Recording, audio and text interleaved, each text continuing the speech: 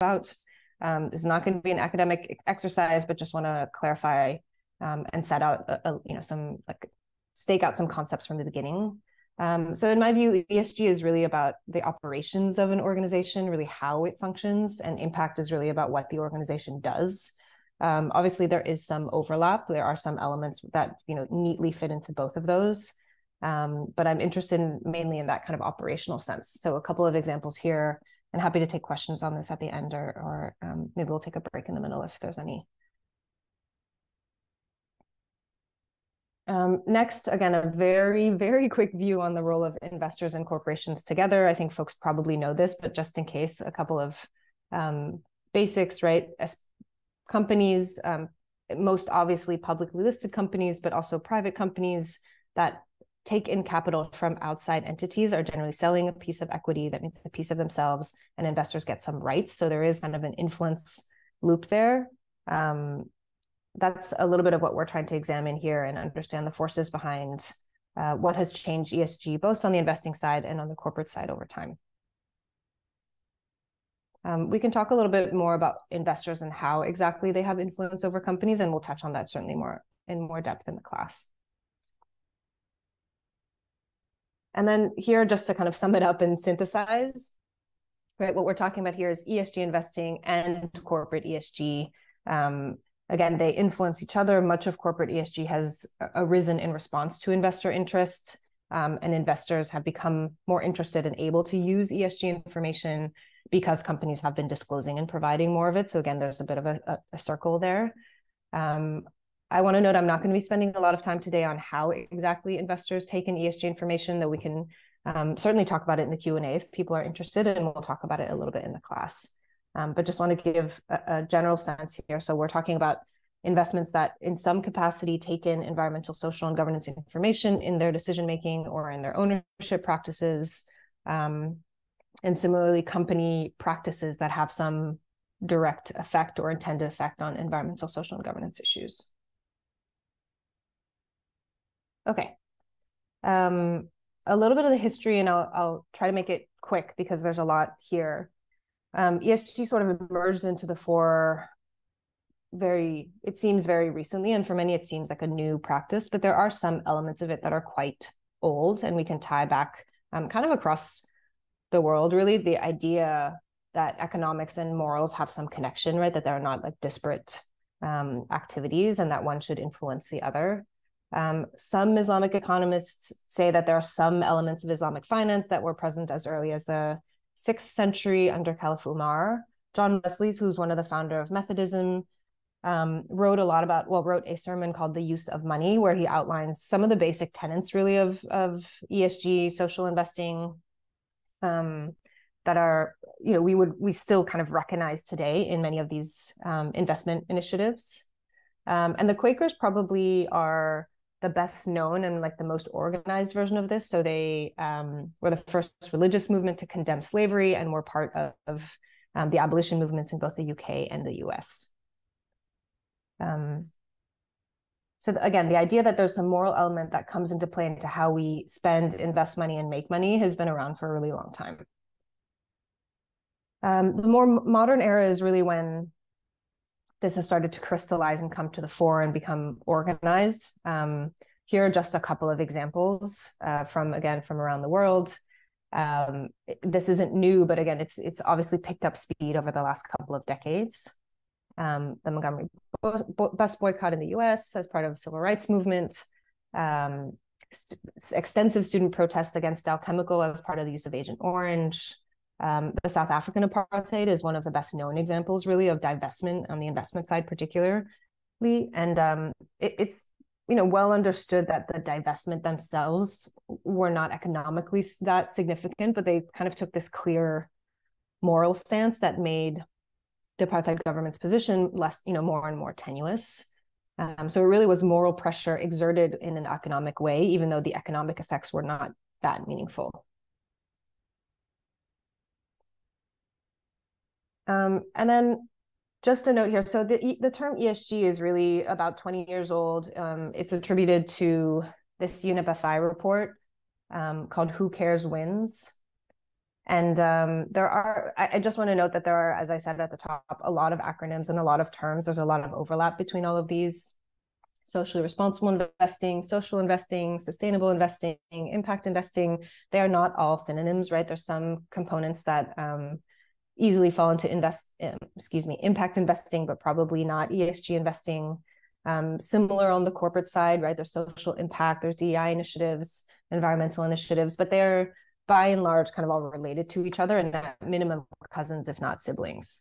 I consider ESG to be an umbrella term for many of these. So in my view, it covers on the investing side things like fossil fuel free investing and a gender lens investing. And then on the corporate side, as I mentioned, activities like climate risk management, thinking about social impact and diversity, equity, inclusion, belonging initiatives.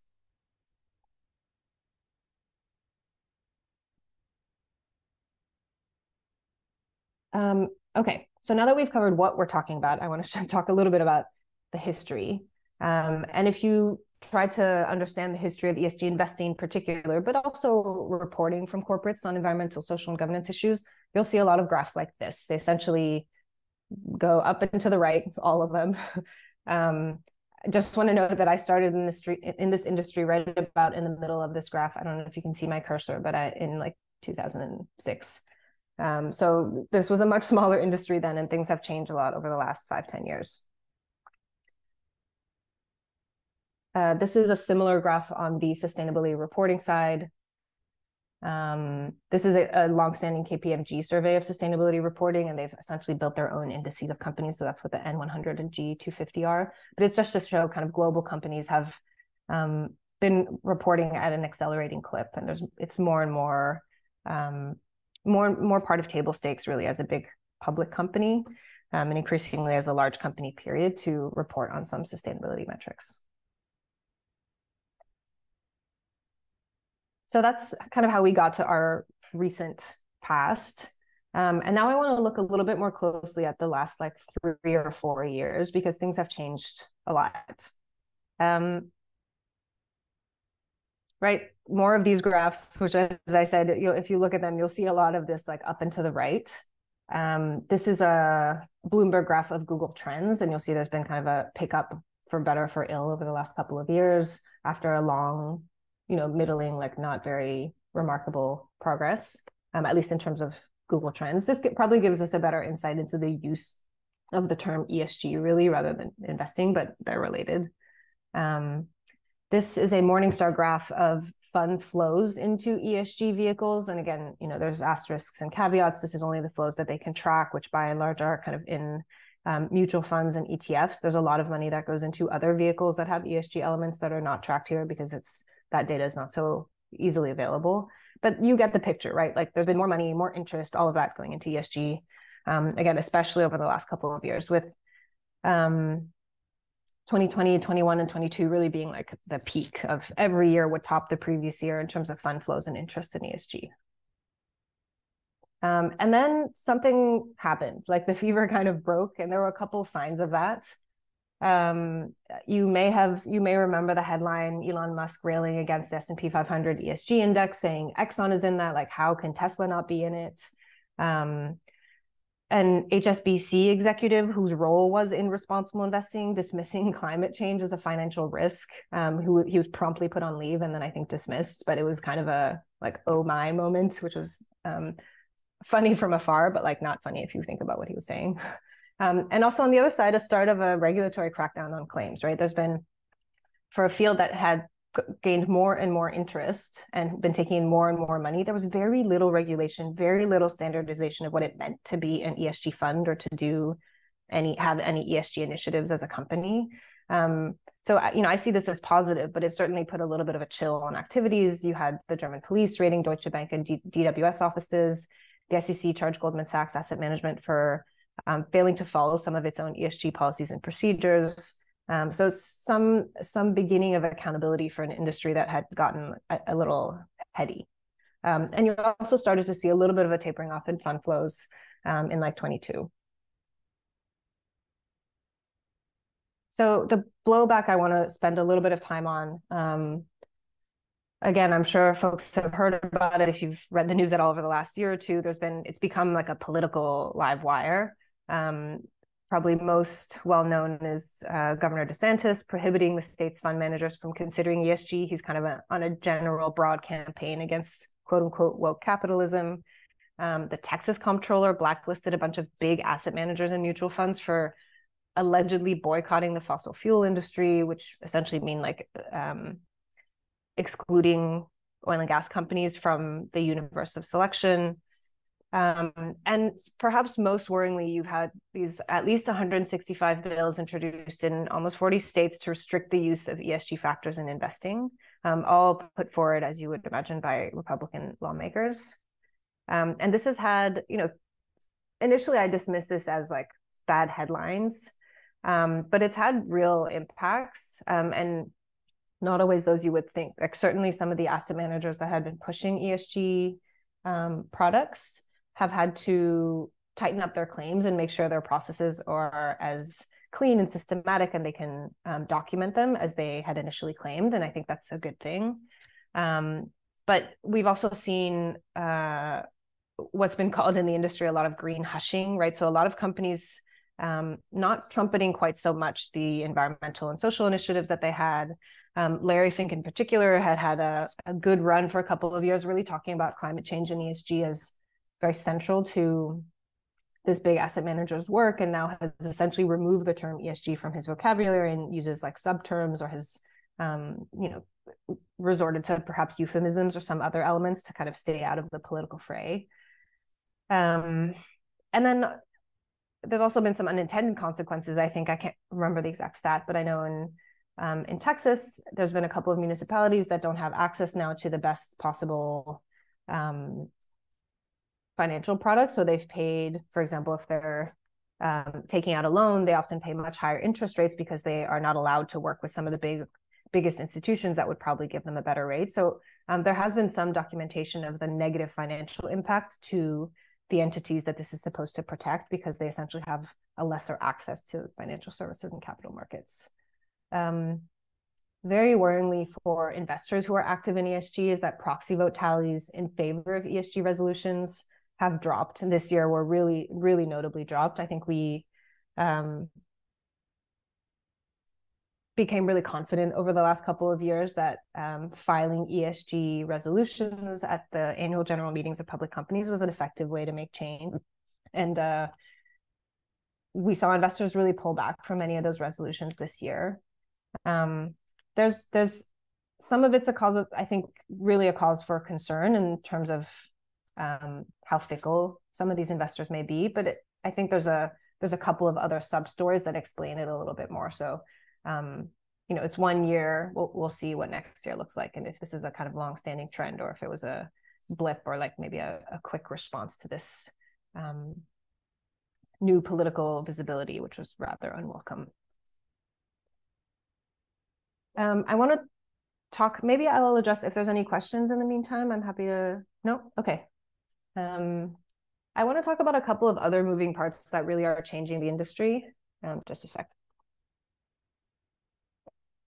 And through that, we get into parts of what make ESG possible, particularly data and technology, standards and regulation, and then like culture more generally. We haven't spent much time on this, but if you think about how ESG can be implemented from an investor point of view, it requires companies to disclose some ESG data. And until very recently, there was basically no regulation requiring companies to disclose any of that.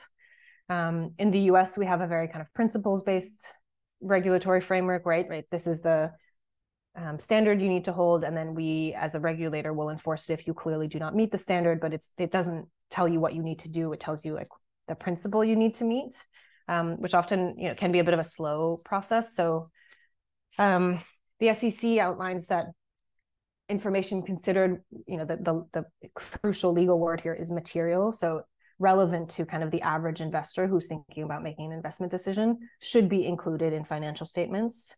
But as you can imagine, that's open for a lot of interpretation. And it's allowed companies by and large to not be very rigorous or standard with their ESG disclosures.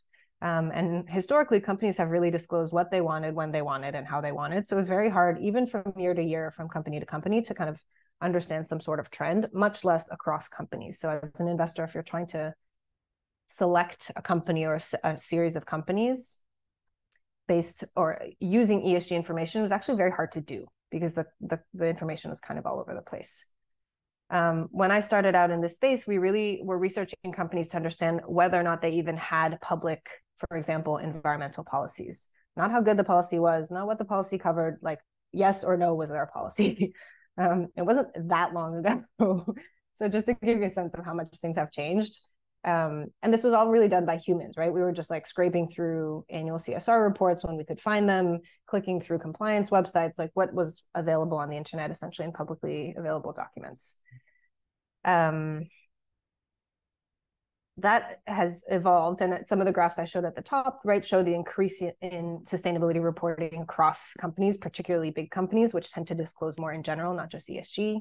And as that has happened, there's been a little bit more standardization. It's become more possible to do a little bit of benchmarking, assessment, comparison, as there's just been more data around. But the information really still came directly from companies. So you really had to go with what company was saying.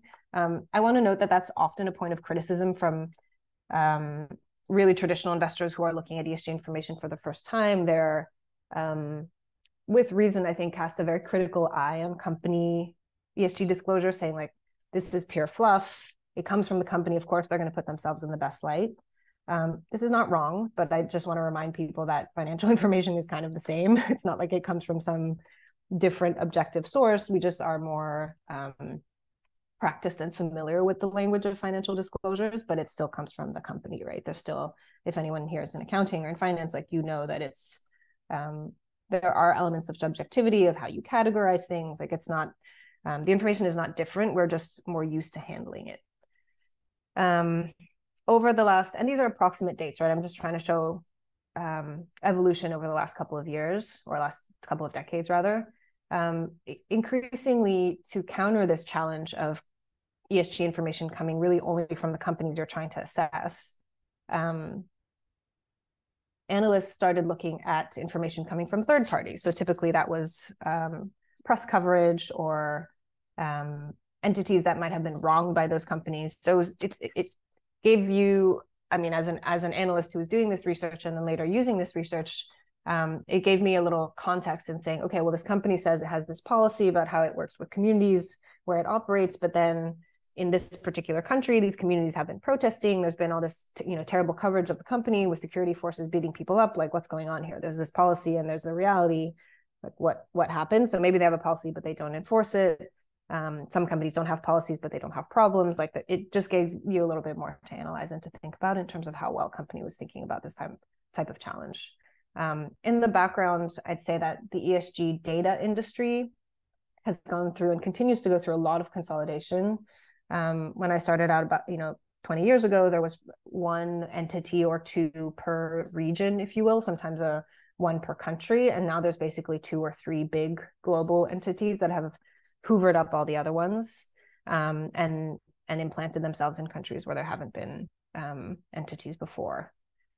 Finally, the same technology changes we've seen in other parts of data and financial data in particular. You have a lot more sentiment analysis, you have AI, ML, all of those kind of technologies being applied to analyze, but also to kind of source ESG data. So just as an example, one of the companies I work with works with satellite data and is able to essentially measure greenhouse gas emissions directly based on an address. Like, that was not a thing that we could do when I started out by any means. And by and large now, company profiles still depend on company disclosure of their greenhouse gas footprint. And like, that's, as many of you know, that's actually quite a lift. So it can be a very useful shortcut or audit tool to have an entity that can like essentially take a picture or measure it through some other source. So this has really changed what we've been able to do from an investment point of view. And it's obviously changed what companies are able to disclose, measure for themselves, and also how they're able to kind of compare each other to peers, competitors, and understand what investors are looking for in their ESG reporting in particular, but also in their ESG practices and internal initiatives.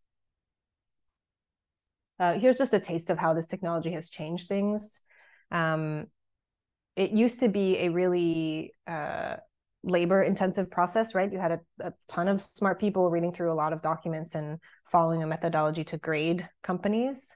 Increasingly, you have technology doing a lot of the data collection and increasingly the data analysis. We have finer grained issue areas, right? So you can focus on antibiotic resistance and companies contributing to it or not, versus like general ESG. New asset classes. So this, over the last couple of years, we've seen a real pickup in private equity, especially lower and middle market private equity. I think the giant private equity firms have been at sustainability for a long time. But everyone else, there's a very long tail of private equity firms that have done almost nothing and are really just waking up to it. And to some extent, new investors, right? You've had some of this data reworked and pushed into ways that make it a little bit more digestible for kind of the average person whose job is not picking stocks.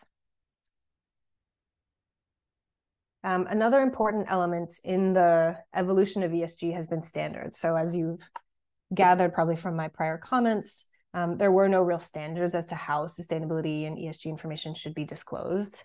There have been a number of efforts over the last couple of decades to create standards, of course, with input from the industry, from investors, from other stakeholders, subject matter experts. This is just a quick and a slightly outdated map of how these standards and groups have worked together and are now consolidating. So this picture was accurate without all the consolidates comments like 4 years ago, just to give you a sense of how many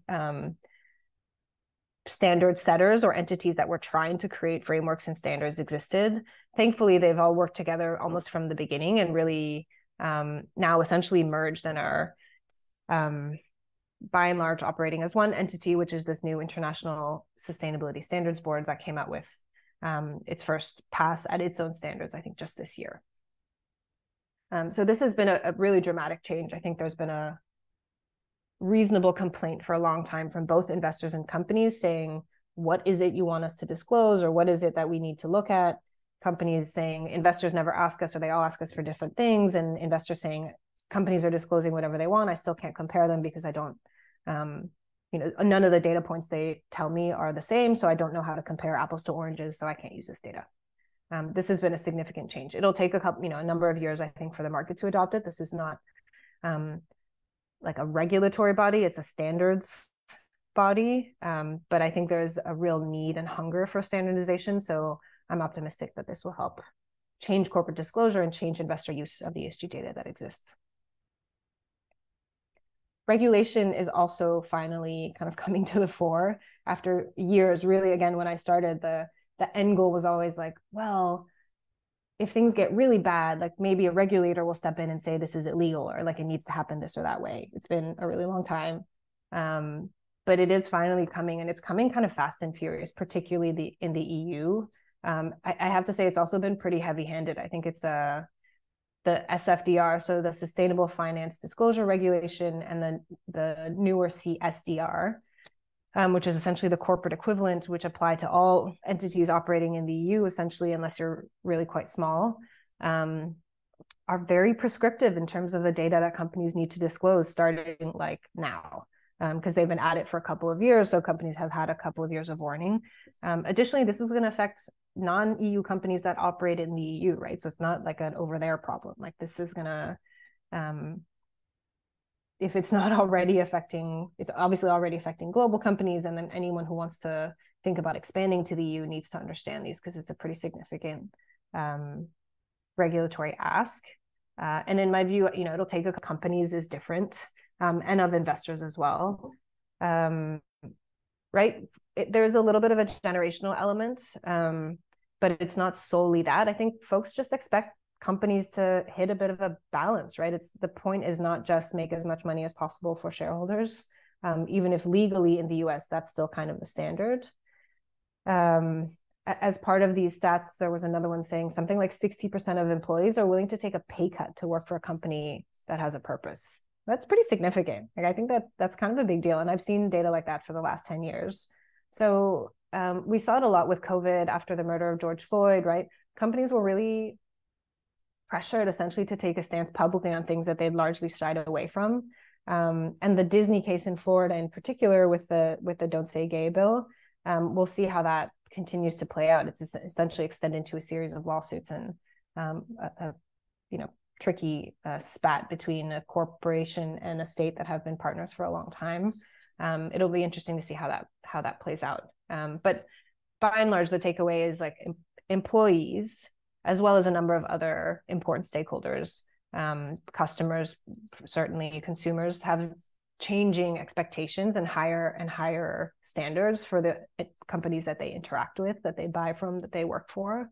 And that I think, businesses understand that they need to respond to that. And that changes to some extent what they do. Certainly a number of my corporate clients, a big reason for them to take up this kind of initiative is that they know it'll help with retention. It'll help them draw new talent and also keep the folks they have. Okay, so final point here to kind of summarize, and then we can get to Q&A and discussion. This is my very unscientific, approximate approach at saying, graphing the interest essentially in ESG over time. And I had a moment earlier this year being like, wow, with these proxy vote tallies, with this blowback having an effect, with folks starting to hide or not talk about the good work they're doing, particularly on the environmental side, but also on the social side. What does this mean longer term, right? Are we, is ESG just going to vaporize or go away? I have a hard time believing that for all the reasons I just said. I think we have more and more data, more and more regulation, and no one is saying oh, actually, no, climate change doesn't matter anymore. We don't care. That's not happening. So it's hard to believe that companies are not going to continue to be under pressure, and that leadership companies are going to have better and better options and understand that they need to work in a more circular and less extractive way. But we're seeing more of a, this split certainly between the US and the EU on the regulatory front, with California as a usual exception. And I'm interested to see how it looks over the next couple of years, because it's far from clear if ESG will kind of continue on this march that it's been on the last couple of years, or if this is just a speed bump or a more significant detour. The stars here, I forgot to add, are the enforcement actions. So you can see there's been kind of a pickup in enforcement actions over the last couple of years as well.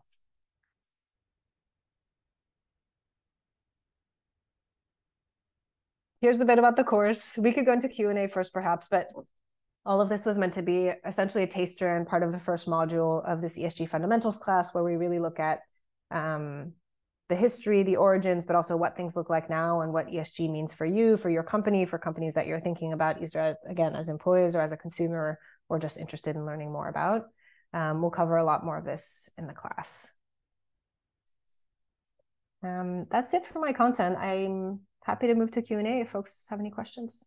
Yeah, we have a few Q&As and few questions asked in the formal Q&A, and then if you want to ask anything live, just raise your hand and we'll cut to those at some point too. But the first question is, what are some of the best ESG data providers in your opinion, Claire?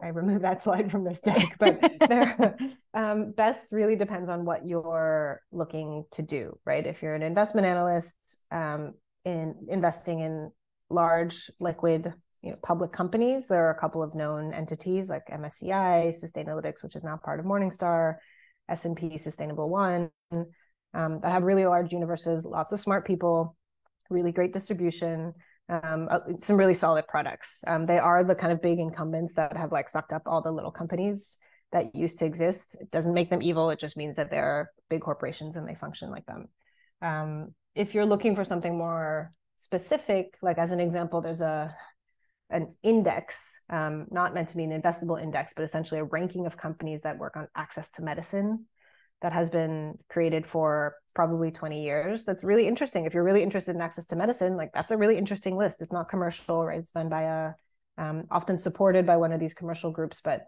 I think put out by a nonprofit, an advocacy nonprofit that focuses on access to medicine. So all of this depends on what you're trying to do.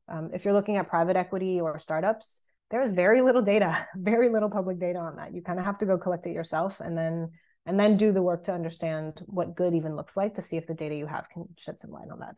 That's a lot of my consulting work, is working with asset managers who want to get a sense of their portfolio risk and opportunity on ESG, but understand that there are really no benchmarks, and that it's inappropriate to expect again, lower middle market private equity backed company to have the same kind of disclosures as a large public company. I firmly believe that the answer is not that they don't have any obligation to disclose or track anything, but it's certainly not the same. They don't have the same system sophistications controls. So a fair bit of my work is like, how do you dial down and up the volume? Like, how do you calibrate expectations to company maturity in a way that's helpful?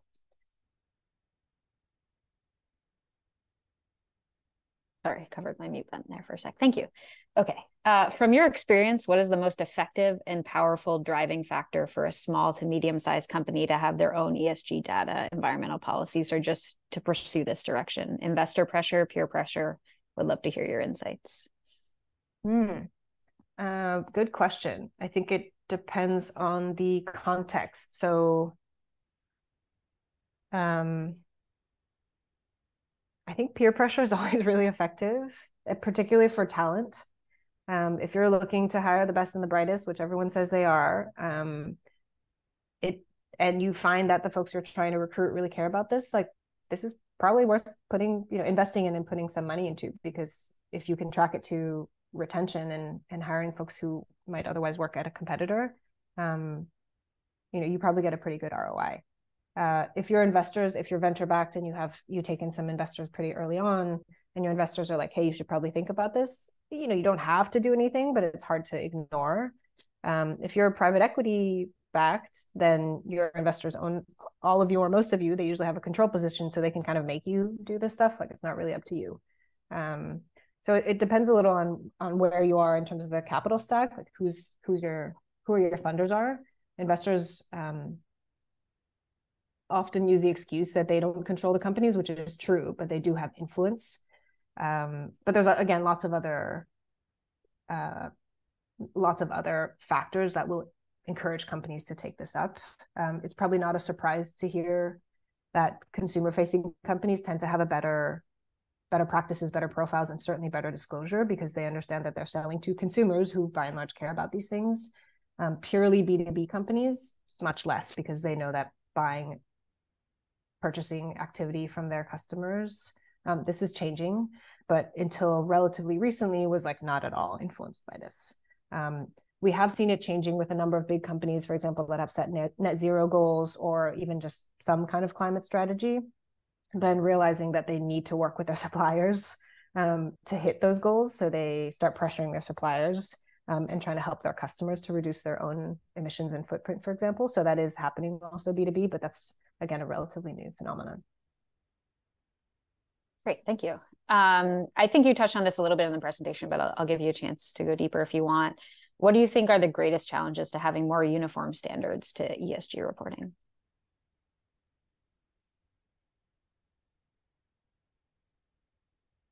I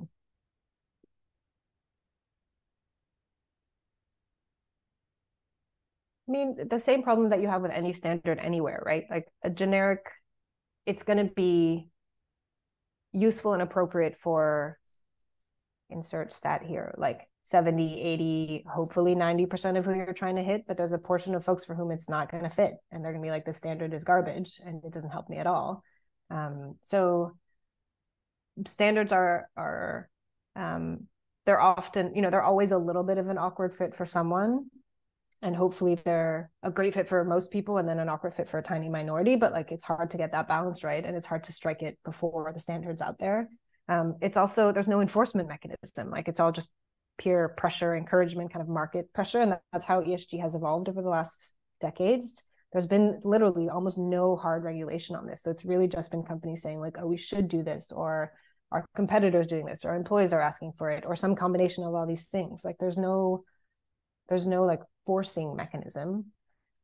So companies have liked standards because it gives them guidance, but also not like them because they often are a much higher bar than whatever they're doing now.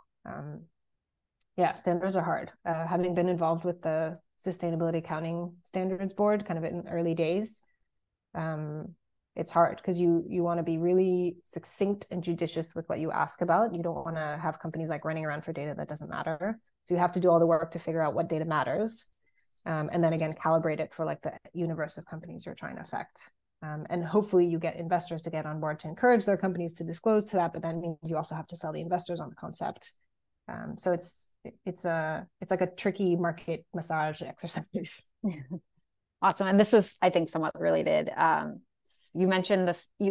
I think you mentioned this in the slide standards and excuse me. Let me try that again. I think you mentioned in the slide standards and consolidating. It's 4 years old. Is there a more current version of that slide out there? Oh, that slide is not 4 years old. I was saying all the entities on that slide were all kind of independent, like not that long ago, and they've done a lot of work over the last 3 or 4 years. And there's now like 1 or 2 left, and they're collaborating. And the expectation is that they will also merge. So I think we've made a ton of progress quickly after several decades of inaction to get to at least one entity kind of creating these standards. But again, they're going to take a couple of years to make the standards. Like they put some out this year. It's going to take a couple of years for the market needs to give feedback. They'll probably update the standards, but that's how standards work, right? Like that's not unusual or unique to kind of ESG disclosures. I'll do one more here and then I'll let Jamie go. We have a couple of questions about carbon credits and your views on them as far as how they work into ESGs and if they're useful in pursuing ESG plans. Someone asked particularly for like the difficult to abate industries. Right. Not my area of expertise by any means. There's probably folks on this call who know more about it. But my sense is that's the right use. I think it's because they're probably easy to use. I think companies have been a little bit quick to move to them.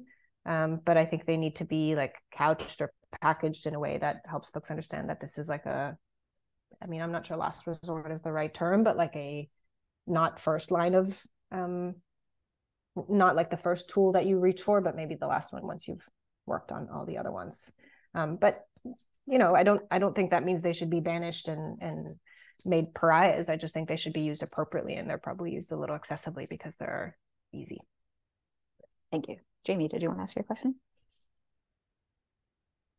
Oh, thanks. Appreciate it. I was just going to say, it's sort of analogous to kind of when IFRS brought in the global financial standards probably 15 years ago, and how long that process took and how great that was for the consolidation of transparency and understanding of financial information. So this is just another great piece, and it feels like the right body to kind of consolidate this. I'm really excited about what's happening in the next little bit. But my question is around, you've been in this for a long time. Like, can you give a little bit of a vision of how you would, if you could fix this and make it perfect and get everyone to work together and accelerate, like what would be your vision for, having this be kind of a great, perfect scenario? I know that's an unrealistic question, but just a bit of like, blue sky thinking. I'd love to hear your perspective.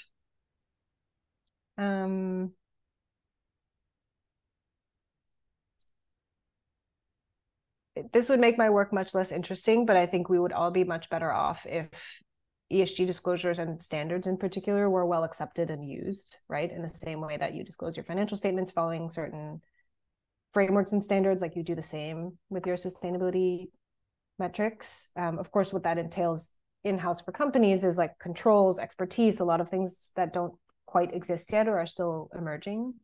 But I think that all of that would put us in a better spot to understand what good looks like and what's realistic and what's attainable. And really how far behind most likely we really are. There's also, this isn't quite answering your question, but a kind of a related wish is that for folks on the other side who are like pushing against woke capitalism, there's been a number of attempts at like anti-ESG shareholder resolutions and anti-ESG investment strategies. Like those are also ESG. That's kind of the point, right? Is that you can use elements that are not purely financial numbers to affect and influence your investment decisions. So as I kind of alluded to, but didn't spend a ton of time on the origins, but like the continued, like the hardcore of ESG investors are still like nuns pension funds. Like it's still religious groups, right, who are using the financial power they have in a way that furthers their missions. And they're along the whole range, some very conservative, some very progressive, some conservative and progressive on different topics. But it's not like, this isn't against Republicans, for example, or like a conservative view of thought. It's like a set of tools and methods. And I think if there were a way to like explain or show that or say it in a way that it could be heard, I think we'd be in a less antagonistic position. Because it's gotten to like a bit of a, we've gotten into like a messy spat where no one's listening to anyone else anymore. People are just repeating their position over and over, and like it's obviously not dialogue, right? It's just grandstanding. Just discuss the American political system as a whole right there. There's a couple course and career questions, but I'll sort of keep those to the end so we can keep on content, but I will get to those for those who have asked. And I think this relates to the question you just answered and maybe is a little repetitive, but if you had a magic wand, what would you want to see happen in the next 5 years in ESG disclosure? I think the public markets are in a good spot. Like there's a ton of data, there's a lot of understanding, there's a wide range of investors who are making use of that data in a way that wasn't the case even 10 years ago. I spend a lot of my time, and this is quite intentionally, on the private markets where all of that is still very emergent. So what I'm excited to see and hope to see in a couple of years is, again, a better understanding of what it looks like for a company at X maturity level, like what best practice looks like for ESG for a 30-person consulting firm or a 100-person tech company, or insert adjectives here, like what's the right level for the right scale and size and industry. We have very little understanding of that now. And it's really easy to throw at companies, be like, you should be doing all of these things. But anyone who's an entrepreneur who's built something, like, you have to make trade-offs, you have to make decisions, you can't do everything. So if they can pick one, and I do think they should be able to pick one or two, like what should that be? And how do we make that recommendation with confidence? So essentially a better industry and market understanding of what ESG looks like for early stage companies, essentially. Not necessarily venture backed, again, like even mom and pop or startups or like medium size, but essentially not companies that bear the insane and intense scrutiny of public markets, like everybody else, which is a giant part of the economy, most of the economy. Great, thanks. This is from a content manager, which I think matters. Are there companies that you consider the standard bearer on ESG reporting in terms of how they're packaging and sharing the information? I'm sure there are, yeah.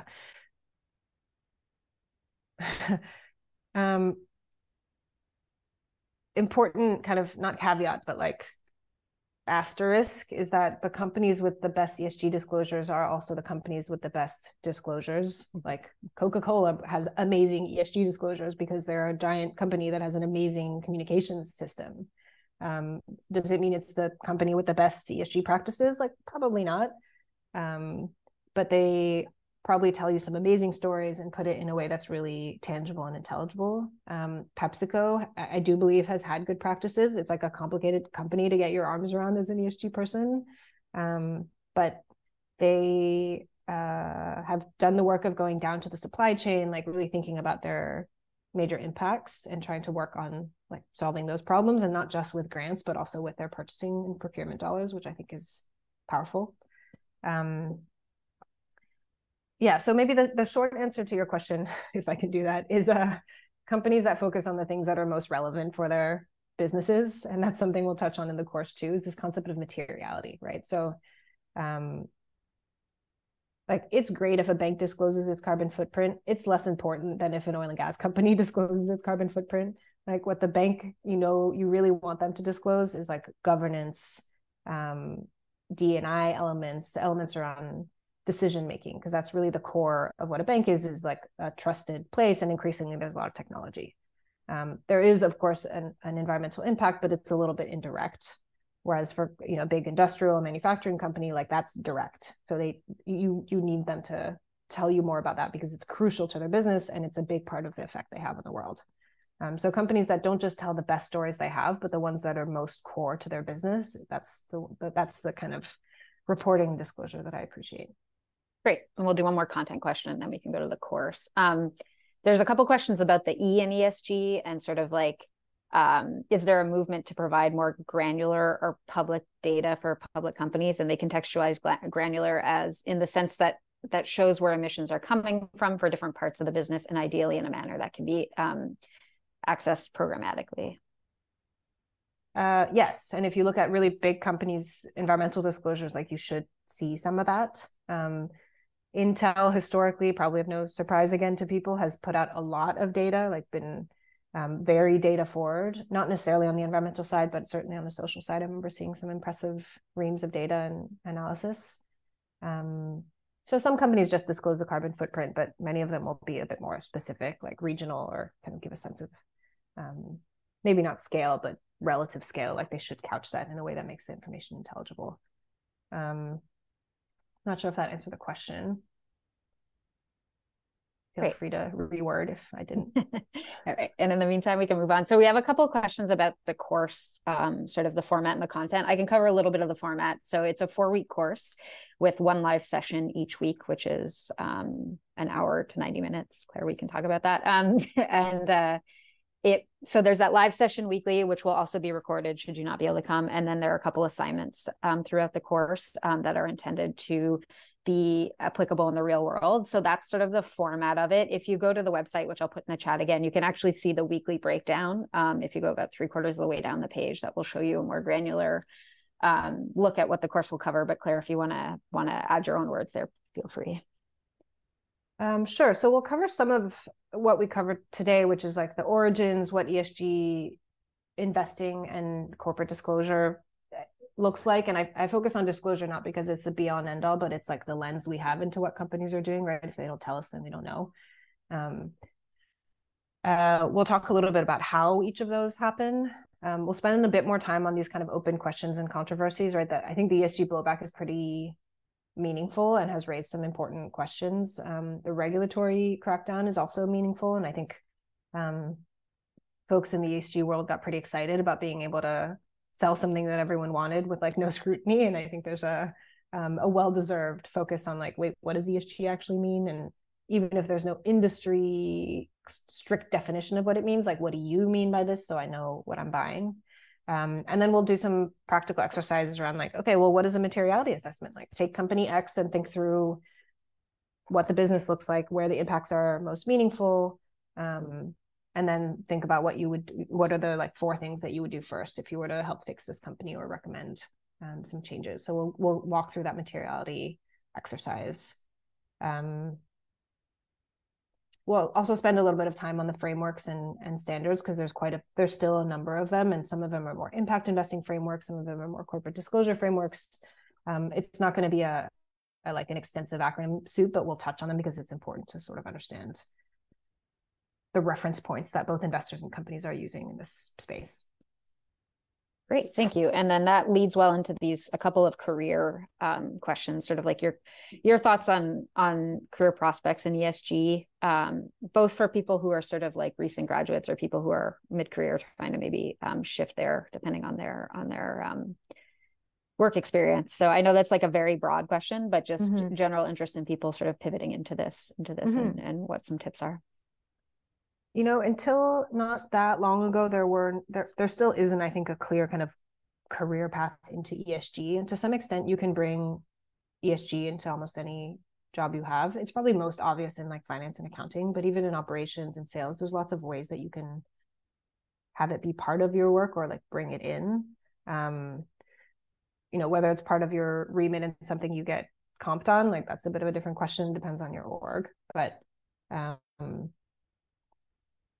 I don't think there's going to be less need for ESG talent going forward. I think there's definitely going to be more. I do think that one of the effects of this blowback is that folks are moving away from the acronym ESG and the concept of, again, this like broad idea of things that don't fit on the financial statements. And it's kind of unpacking into subtopics. So we'll spend a little bit of time on that also in the course. Like, what is human capital? How do you think about, you know, again, climate risks? Like, what does ESG look like in your supply chain? These sort of sub areas where it crops up. ESG is interesting in that it really is very cross-functional. It often requires collaboration between folks who like never talk to each other. It's like HR and facilities and finance and sales, and or maybe they talk to each other, but not that much. And the data collection is often kind of painful because you're, again, talking to folks who have very different incentives, different timelines, like just work on different paces and different projects. It's part of what makes the work interesting, right? To try to like stitch it together. But there's plenty of like old-fashioned, human interpersonal skills of like getting the data together, as well as, analyzing and thinking through what any of the connections mean or lack of connection. Just as a note, this was years ago, maybe 10 years ago. I remember talking to a client at one of my old companies who was a kind of a wealthy individual, very interested in ESG. And he's like, look, we ran the numbers. He worked at one of these big enterprise tech companies. He's like, we have found that a drop in % of employee engagement when we run the survey correlates to a drop in profits or something like that. Like they had managed to connect some of these sort of softer, historically more qualitative metrics to like some hard financial metrics, which I thought was interesting. And I think that's the cool bit, is like intuitively it makes sense if you believe this, that a company has a healthy culture, is well run, like takes care of its people without being excessive, is going to work better as a company in that very traditional business sense, but it can be very hard to show. But being on the inside of that and helping your company like figure that out, I think could be pretty cool. All right. 2 more questions. One is, can you think of any good books that are appropriate for learning more about ESG? I know a lot on the investing side, and there's certainly a number on the corporate side, though they may not use the ESG acronym. There are like classics like Cradle to Cradle. There's a couple on ESG. I actually can't remember any of the titles right now. Or the ones I'm thinking of have very generic titles like Sustainable Investing, things like that. So I can go dig some up and post them somewhere. Right. Maybe we'll share them afterwards. We'll figure that one out. Yeah. Okay. And then I have, poor Cassie has been asking a couple of plastics questions that I haven't been addressing. Does plastics fit in anywhere in ESG, or should it? Or yeah, I guess that's the general question. Yeah, of course. I mean, if the company we're looking at like uses plastic in its product and its packaging, it's certainly part of it. I'm by no means like a chemical or plastics expert, but I think it's worth thinking about in terms of the function. Again, like if it's we can talk at length or not about bottled water, but a couple of the bottled water companies have essentially been making like thinner plastic bottles. Of course, we all wish they didn't make any plastic bottles, but they're making them thinner, which at their scale like is useful because it's less plastic. So there's and I would consider that kind of better ESG performance from this kind of company, at least until we have some sort of circular model for non-disposable bottles. But it's certainly relevant if it's relevant for the company, right? It's like plastic is everywhere, so it's hard to think that it wouldn't matter. In my view, it's not like its own box, but certainly part of many sub boxes. Great, thank you. I want to be mindful of everyone's time, so we'll wrap up there. But I thank you all for joining.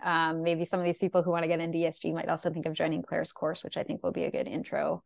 Yeah, I thank you all for being here, and thanks, Claire. That was great. Great. Thanks, everyone. Have a good day. Thanks a lot. Thanks, Cynthia. Yeah, thanks, Claire.